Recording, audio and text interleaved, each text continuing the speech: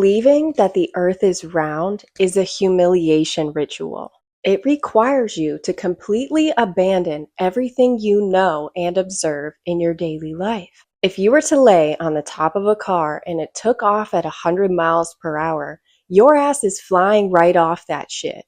But you believe the earth is spinning at approximately 1,000 miles per hour. It goes completely against physics. According to centrifugal force, something that spins exerts an outward force that accelerates away from the object, meaning that if the earth was spinning, we would not only feel it, but we would fly off of it. They claim that gravity is so strong that it keeps you stuck to the surface, but it's also light enough to let planes and birds fly without being sucked to the ground. And water always takes the shape of whatever container you put it in, but experts want you to believe it also sticks to the outside of a ball because that ball is giant. Every single explanation for globe Earth requires the abandonment of logic and blind faith in authority figures. NASA's graphic designer Robert Simmons has admitted there are no raw, unedited photos of Earth because they have to be photoshopped. He claims that they give him data strips and he then creates a 3D image. Wouldn't that be the bare minimum as far as evidence goes for claiming the Earth is round? The only reason anyone believes the Earth is a globe is because that's the story they were fed. Every ancient culture knew the Earth was a flat plane. And as George Orwell said in 1984, the party told you to reject the evidence of your eyes and ears. It was their final, most essential command. If you actually to power electronics without physical fuel. Increased conduction enhances electrical exchange in plant and animal cells, accelerating growth and creating food abundance. The suppression of this technology is calculated to maintain a debt labor extraction economy. JP Morgan terminated funding for Nikola Tesla's Wardenclyffe Tower because wireless power from the ionosphere cannot be metered or sold.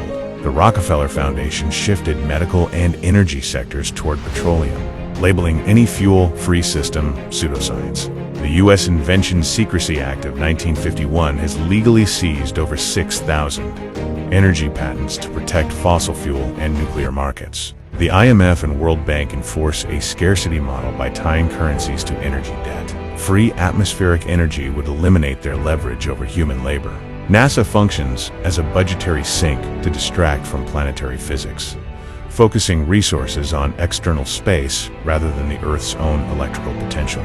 The Earth is a closed-loop system of infinite energy.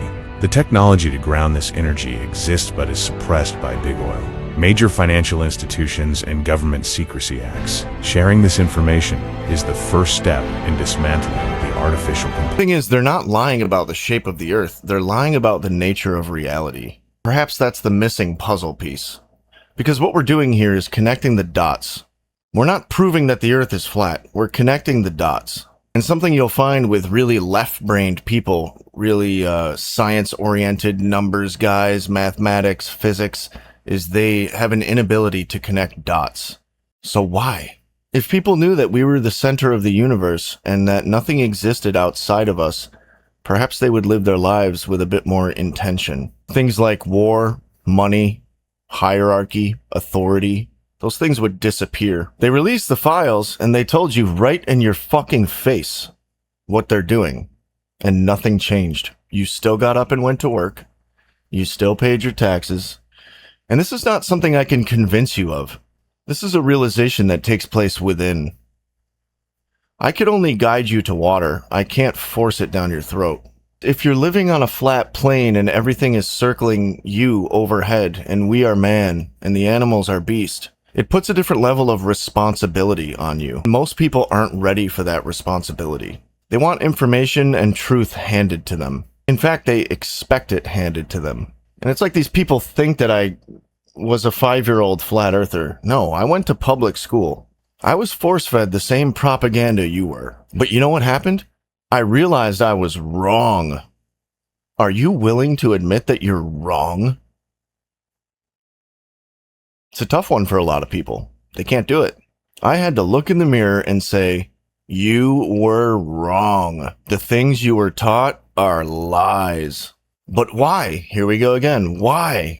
Because flat Earth is the linchpin that holds the big lie together.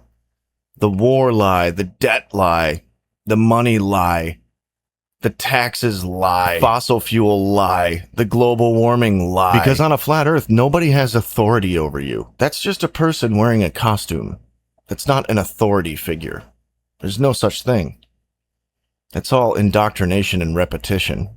If you live on a flat Earth, the government will destabilize. NASA can't steal $8 billion in tax a year from you anymore and funnel it into black operations. The government can't tell you to go to work anymore if you live on a flat Earth.